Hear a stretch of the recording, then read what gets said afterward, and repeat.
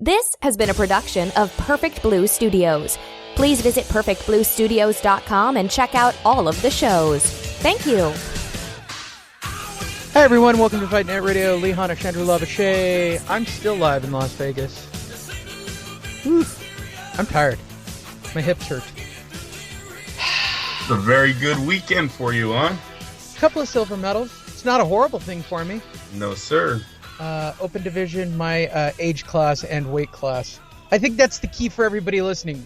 If you're following along with the saga of Lee Honish taking Brazilian Jiu-Jitsu in my late 40s. Fuck. Andrew, let me tell you. There are dumb things to take in your 40s.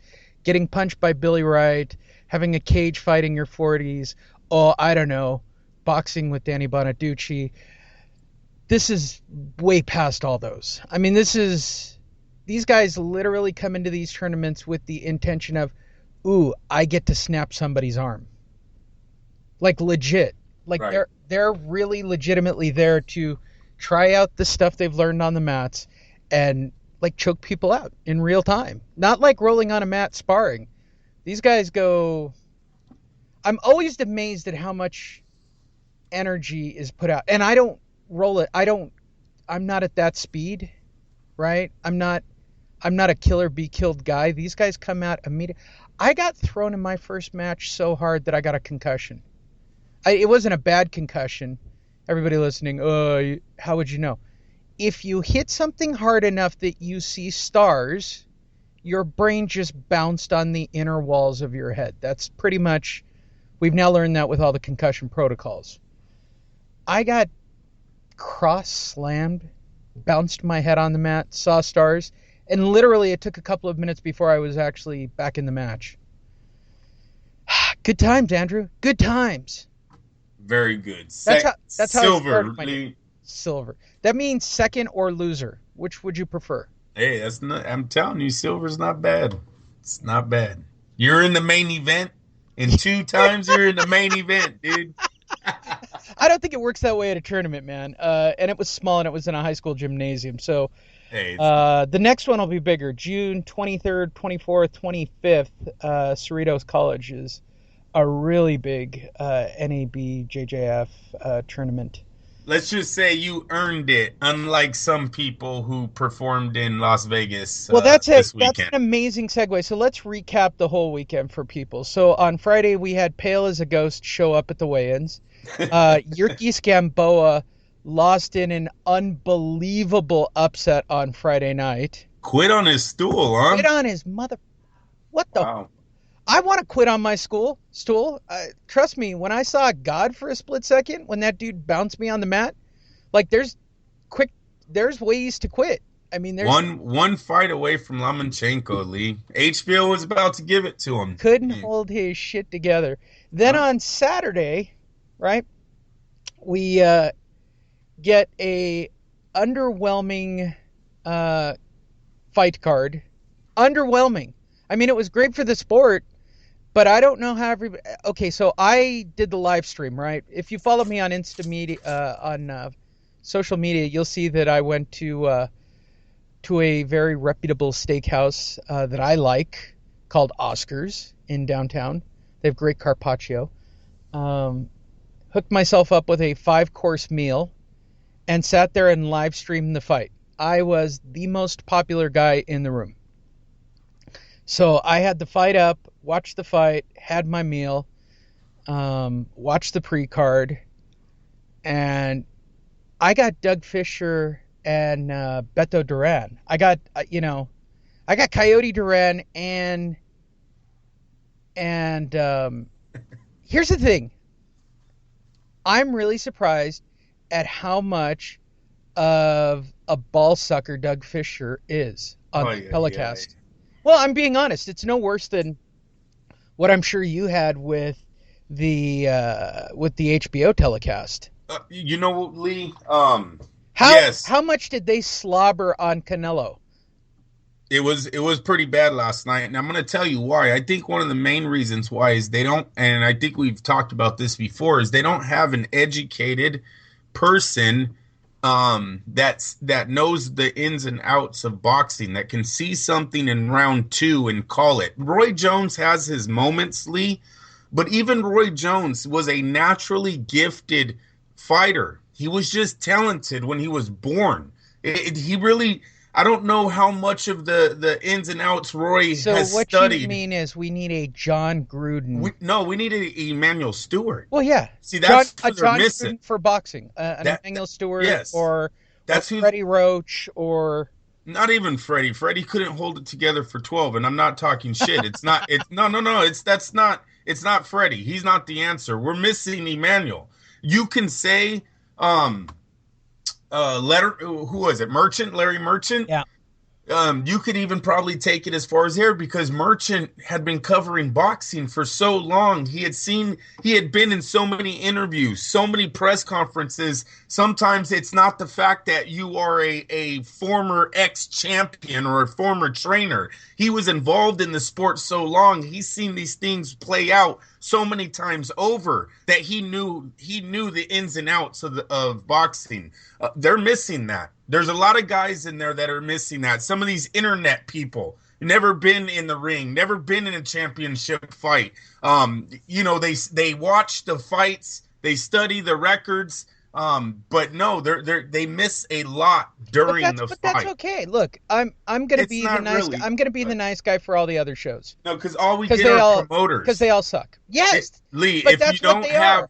But that's what they're supposed to be. That's what it's turned into. They're supposed to be fans. No, they're not. They're supposed to call them even fight. No, they're not. They're not. No, look. How long have you known? You've known me for 10, 11 years now, right?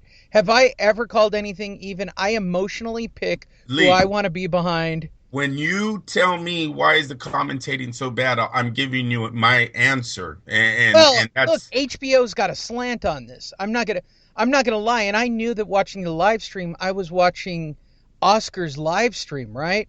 Okay, no doubt Coyote Duran and Doug Fisher are getting paid by Golden Boy. So of course, listening to Doug Fisher saying, and I quote, you ready for this one?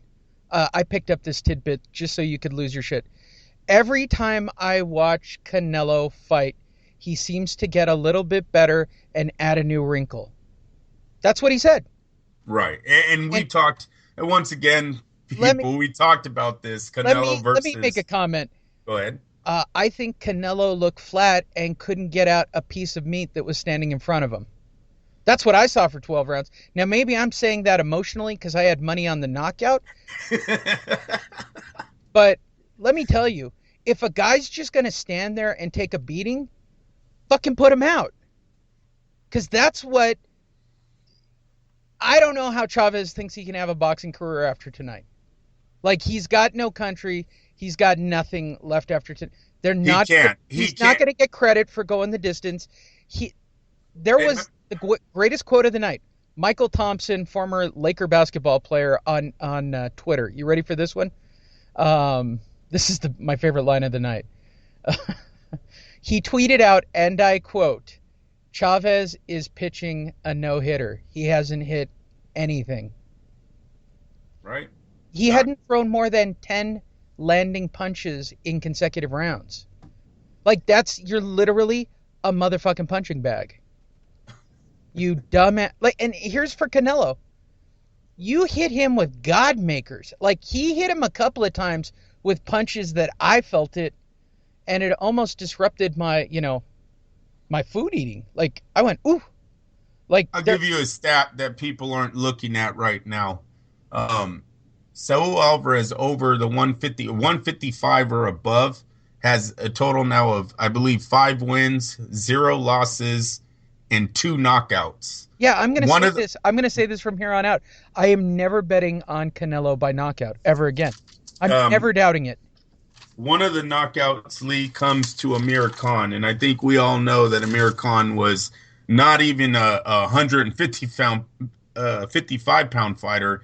He probably wasn't a junior middleweight or a welterweight either. His best days were probably 15 pounds under the night Canelo knocked him out, and that was at 140 where he stopped his ab judo. He beat Marcos Medina convincingly, dropped him, I think, 2 times with body shots in that fight.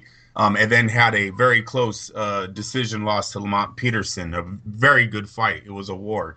Those were his best days. So you got Canelo now with only one knockout victory over the 55-pound weight limit that he made up himself. It's got to bring in a little bit of a red flag for him in the middleweight division and going on here on out. And Lee, I'll tell you something else. It's funny. I expect HBO to be all over what Canelo did last night to Chavez, but I didn't expect the internet to blow up the way it did. Now, I'm not here to nitpick or say that it should have all been bad. Yes, he looked great, but people, seriously, against a punching bag. Yeah, he fought a guy he would have that looked great against me if I was just standing there and holding up my hands. And we talked about this, Saul starting at 16, 15 years of age and fighting his first 30 or 40, it was probably 30 fights against your average Mexican contender. He's always going to look special. This is why the kid tries to fight all of his fights as a boxer, because when you got an average flat-footed, no defense, limited punching guy in front of him, he's going to do circles. He's going to look... Limited punching is being super polite. How about no... Say it. No punching. I mean, when you look at these fight stats at the end of the evening, if I paid... Like, when I heard the numbers, because I was walking through the MGM after placing my bet, right? And for those listening wondering, would I have gotten media credit? I have enough connections that I could have gotten into this fight. I did enough stuff here this weekend that tickets were offered to me. The problem was I was in that tournament and I didn't know when I'd get out. So my whole attitude was, I'm just watching the main event. Give it to people who want to see the whole fight card, right? There were people, MGM was scalping their own tickets that had popped up, tuck in $400 and $500 a seat. If I paid that kind of money to watch that fight, I'd be losing my shit right now. I want Klitschko versus Joshua. I don't want to watch a sparring session. And it was great how Canelo actually said that after the fight, that he was standing up in between rounds because that's what he does for sparring, and he didn't think this fight was anything else but that. Yes, you're right. So why charge a pay-per-view fee? But Canelo has a fan base to get away with that. Another thing that, we did hear the boos, but I do believe the boos were from the Chavez fans and the guys who bet an 8-1 dog and brought it all the way to 3-1 when the bell rang. That is incredible. Look at Vegas scored last night. They got the under of 9.5 rounds. That was bet on heavily with the plus 125. And then you got to look at Chavez at a getting anywhere from 6-1 on the week of the fight to 3-1 the night of the fight. They just won last night. They really did. Yeah, they cleaned up. And they're the winners. So I will get more of it. I mean, I'm now a month away from a fight that I'm excited about because I know at least two guys are going to throw with Kovalev Ward. Like, the city's gearing up for it again. Yeah, we're in a very good year right now. We have numerous Super Bowl matches that are coming up. One being announced last night. I think last night, if they didn't have the Triple G announcement, people would have been a lot more upset this morning about the whole card. But the Triple G announcement, kind of loved how Golden Boy did it too. I don't know if I would have had Triple G walk out the way they did, especially because they showed him during the fight sitting ringside. So obviously that was all build up. They had him run to the back of the arena just to walk out for the announcement. But either way, that's how you build up the next fight. Canelo Triple G, September 16th. What I need to know, Lee, about that is, are they going to do a fight in between? Look, like you said. No, you don't. You go straight to it, and here's why. Okay, we've got enough rampant, and I saw this all night. Here's what happens when you don't drink in Vegas. You stay up all night, and you read social media after a fight. So here's all the speculation on the topic, right? Now the speculation turns to, is it too late for Triple G? Is he already passed? That is a common thread in social media right now with to be fair, a lot of boxing fans who run, websites and pages and things of that nature. I mean, at the end of the day, that's what it's about, right? I mean, we all do what